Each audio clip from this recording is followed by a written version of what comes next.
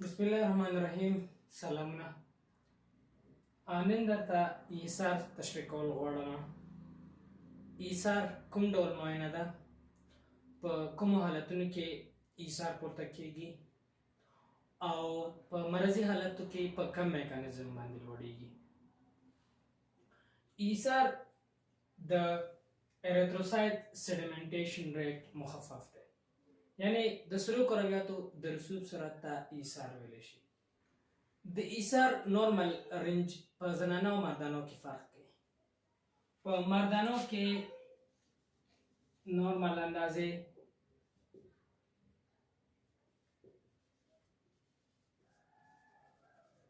0 نه تر 15 ملي متره پر هاور،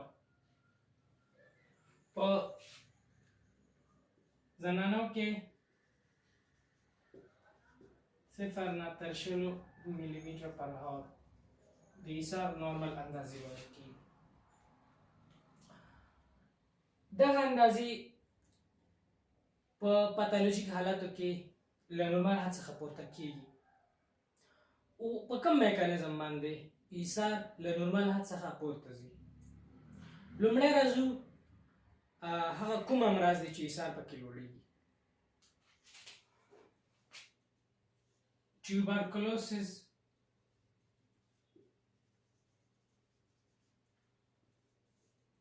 trauma یعنی ضربه،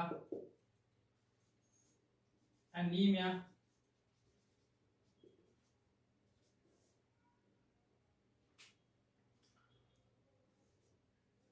general infection،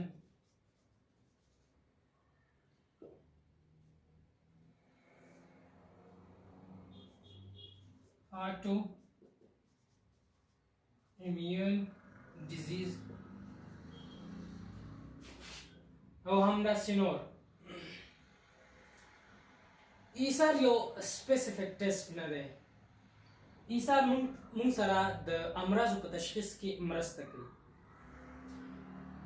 په پاتالوژیک حالاتو کې ESR په کم میکانیزم باندې لوړیږي. کله چې مثال په ډول د tuberculosis انفیکشن واقع شو، په بدن کې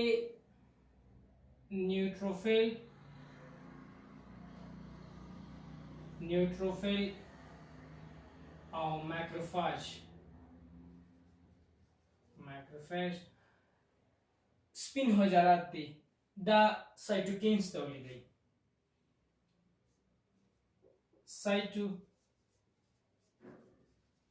کوم سایټوکینز تولیدوي؟ انټرلیوکین 1 او انټرلیوکین 6 او همدارس ټیومر نیکروسس فیکټور الفا. کله چې دغه سایټوکینز تولید شو، دا سایټوکینز لیور ته راځي. چېرته راځي؟ لیور ته. په لیور کې د ټولو نه مخکې تاسو ته د سرو حجراتو فزیولوژیک حالت بیانوم.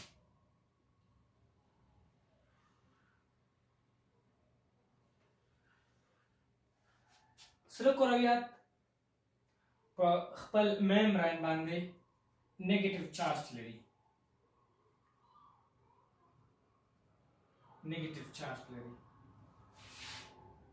دغه د سروکروياتو میمبرین چې دی دا د فاسفولیپید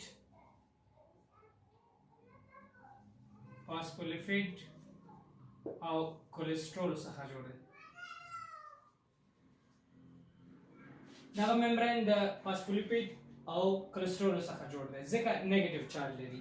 فاسفولیپید په خپل ترکیب کې نیگیټیو چارج لري.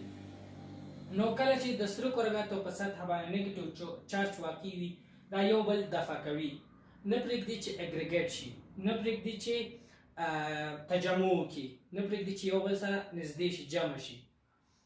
کله چې دوه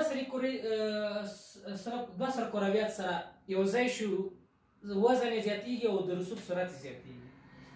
نو راځو دلته کله چې د سروکرویاتو کله چې سایټوکین تولید شو او جګر ته راغله، نو جګر څه شی تولیدوي؟ فایبرینوجن مثبت چارج لرونکي دي. لیور وینې ته فایبرینوجن سیکریټ کوي. فایبرینوجن چې دی په خپل ترکیب کې مثبت چارج لري. همدغه مثبت چارج د سروکرویاتو په سطح باندې واقع کیږي او د سروکرویاتو منفي چارجونه کمیږي او بالاخره سروکرویات سره اګریګیشن کوي. چې سروکرویات سره اګریګیشن وکړي نو ظاهره خبره ده چې وزن یې زیاتېږي او کله چې وزن زیات شي نو ظاهره خبره ده چې د رسوب سرعت به زیاتېږي.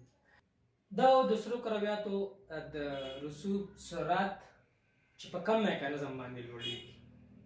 زموږ یوټیوب چینل ضرور سبسکرایب کړئ. د نور ویډیوګانو لپاره زموږ د چینل سره پاتې شئ.